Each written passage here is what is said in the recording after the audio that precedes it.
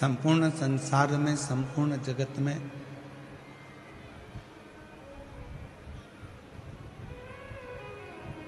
आज एक होड़ लगी हुई है।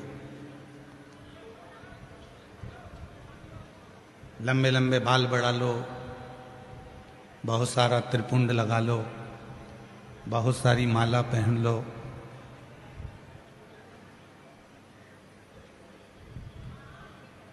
आज के समय में एक होड़ लगी है।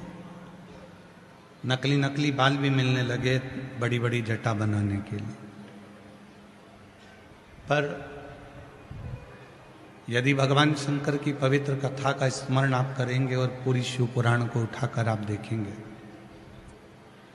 पूरी स्कंद पुराण को आप उठाकर देखेंगे, लिंग पुराण को, नर्मदा पुराण को, शिव पुराण को, इनको उठाकर यदि आप देखेंगे तो आपको मिलेगा कि बाहर का जो स्वरूप है, हमारे बाहर का जो स्वरूप है वो भले बदले ना बदले, पर शिव पुराण में लिखा है कि अपने भीतर को बदलने का प्रयास करो।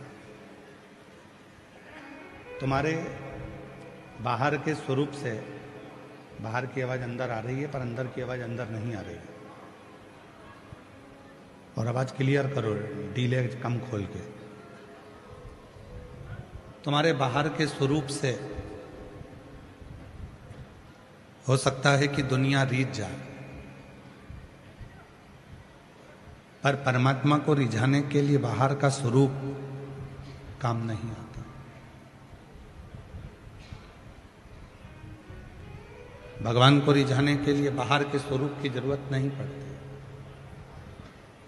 भगवान को रिझाने के लिए केवल भीतर का कोई स्वरूप,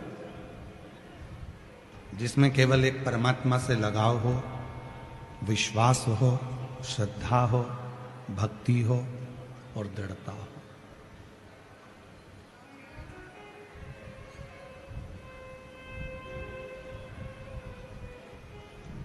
आज व्यक्ति के भीतर धन की कमी नहीं है, उसके पास में संपदा बहुत ज्यादा है। धन कम नहीं है, उसके पास में पैसे की कमी नहीं है।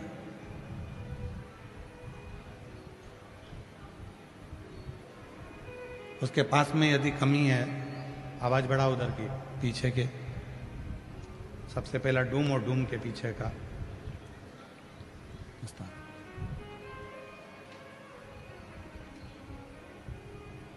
आज के व्यक्ति के पास में धन की कोई कमी नहीं है, संपदा की कोई कमी नहीं है, पर उसके पास यदि कमी है तो मन की शांति की कमी, हृदय की शांति की कमी। और वो शांति उसको, धन तो ढेरों है, संपदा ढेरों है, वैभव ढेरों है, फैक्ट्रियां ढेरों है, संपदा भरी पड़ी हुई है, पर मन की शांति नहीं। और शिव महापुराण की कथा क्या कहती है? शिव पुराण की कथा कहती है कि कितना भी कमाना, कितना भी वैभव कमाना, कितना भी धन कमाना, पर थोड़ी देर अपनी अर्धांगिनी के साथ बैठकर, अपने बच्चों के साथ बैठकर, अपने माता पिता के साथ बैठकर, अपने परिवार के साथ बैठकर 2 क्षण भगवान शिव की अविरल भक्ति को धारण करना।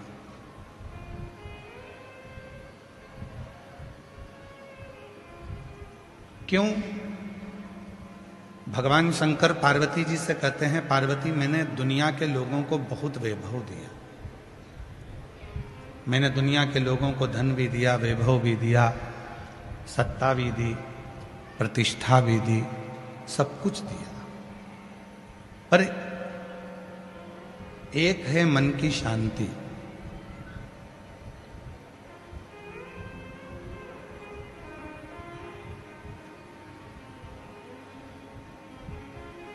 एक है मन की शांति।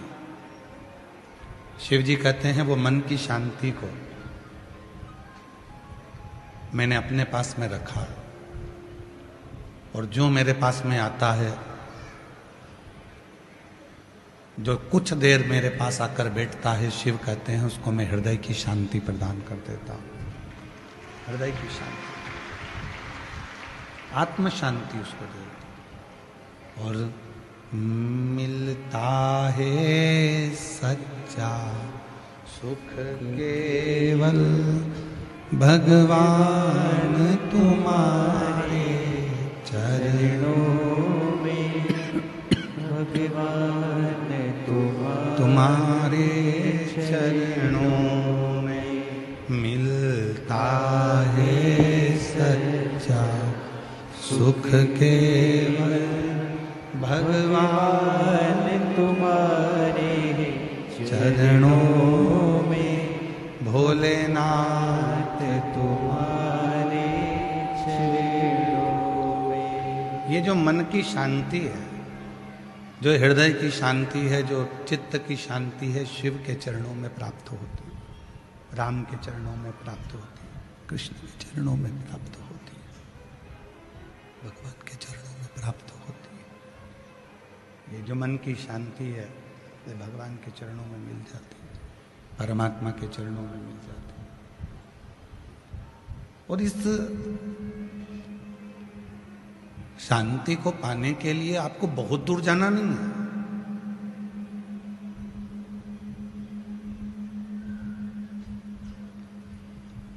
इस शांति को ढूंढने के लिए आपको बहुत यहां वहां चक्कर काटने की जरूरत भी नहीं। कहाँ जा रहे हैं? तो कहा कि हम अमरनाथ जा रहे हैं, हम केदारनाथ जा रहे हैं, हम वृंदावन जा रहे हैं, हम अयोध्या जा रहे हैं, हम काशी जा रहे हैं, हम मायापुरी, हम जगन्नाथपुरी, हम रामेश्वरम, हम द्वारका जा रहे हैं। चले जाओ, मना नहीं है, पर कभी तुम